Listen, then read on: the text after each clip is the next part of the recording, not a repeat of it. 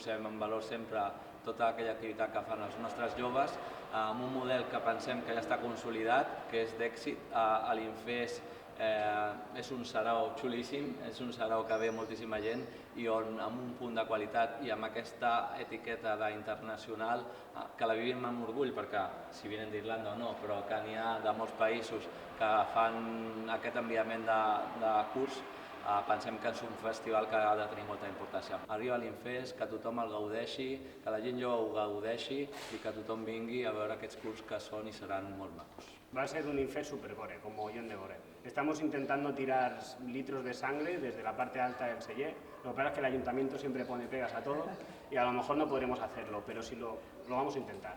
Traeros chubasqueros por si acaso. Traeros chubasqueros todos los días. Hasta cuando no es Infest con chubasqueros. Sí, va a ser un verano que muy probablemente llueva sangre. Sí.